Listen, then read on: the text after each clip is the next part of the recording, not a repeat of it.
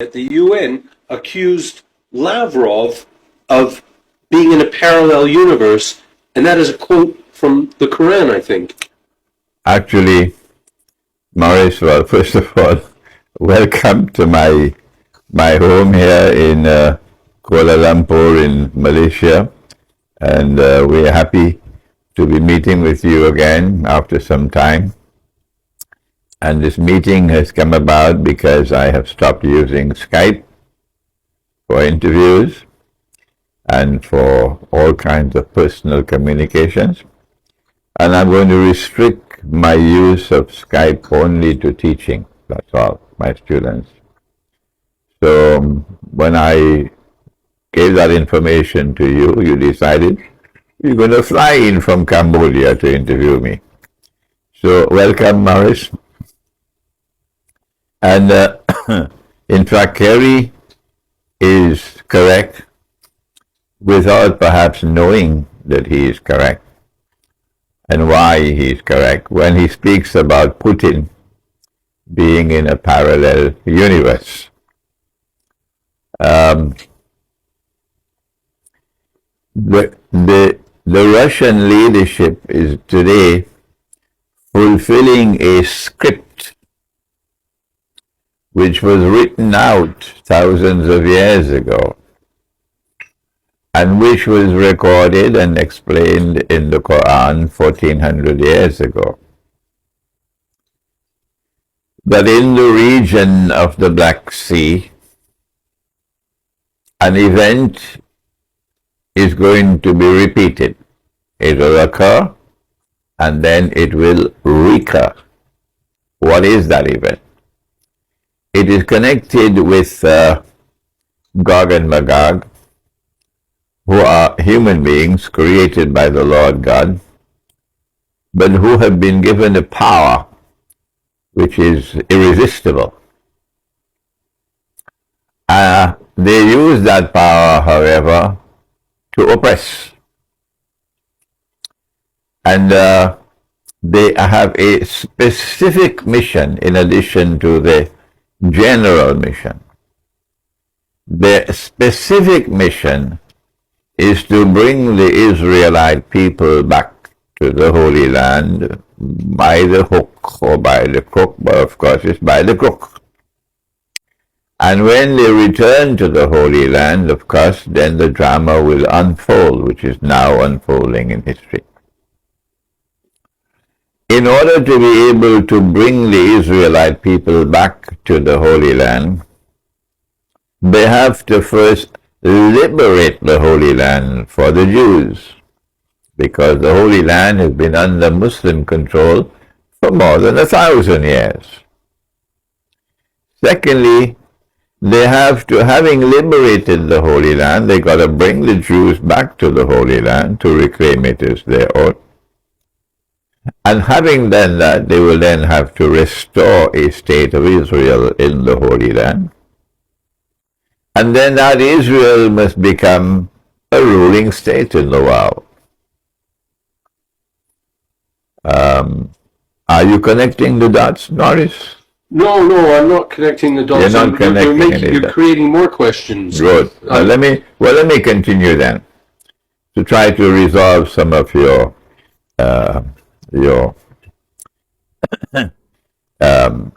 questions. Gog and Magog, in order to be able to fulfill this mission, through which the Antichrist will be able to stand up in Jerusalem while ruling the world, or what is left of the world, and declaring that he is the Messiah. Hence, this is a messianic agenda. Gog and Magog have to spread out all over the world and take control of the world. When we look at the historical process, we see that actually in modern Western civilization you have a picture that fits exactly what the Quran is saying. That modern Western civilization arrived on the stage of history mysteriously and suddenly, and then took control of the stage of history. and then with an irresistible power, they sent their armies all over the world, and at the point of a bloody sword, the oppressor then took control of the world. And having done that, they then brought the Jews back to the Holy Land, having defeated the Ottoman Empire and taken control of the Holy Land, etc. So when the Quran speaks about a region of the world where the Black Sea is located, and that it is in that region of the world that this drama will commence. On the first occasion, someone created by the Lord God and endowed with power has power, but it is power which rests on the foundations of faith.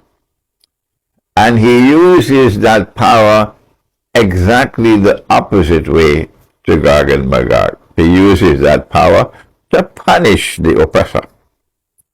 And on the first occasion, when he came into contact with that region where Gog and Magog was located, to use the language of chess, Maurice, you play chess? Yes, you do. Okay. He was able to checkmate them, meaning render them harmless, contain them. He built a barrier. And the world was safe from Gog and Magog because of Zulkarnain. This is the man who's ordained by God to power. And the world was safe from Gog and Magog. But the Quran speaks about two ages, two events, not one. Qarnain means two. So the Quran is saying that there will be a repeat of this event in history. And of course, it will have to be at that time when Gog and Magog have been released, and most likely when they've almost completed their mission. Which is where we are now. That in the region of the Black Sea, the world will witness power emerging.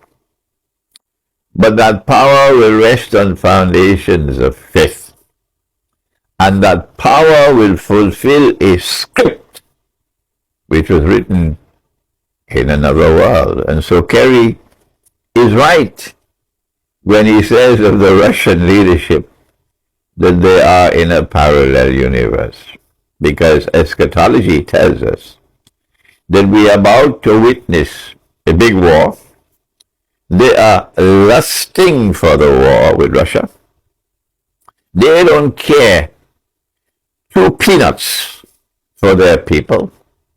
That millions and millions of Americans and Canadians and French and German and so on will die. They don't care two peanuts for their people at all. They are lusting for power. They are insistent that Russia and China must bow and submit to them. This is their arrogance. And arrogance came to the world for the first time with Satan. So they are a satanic people because of their arrogance, that they want to impose their rule over all of mankind. Russia is not prepared to bend her knee. And we say thank God for that.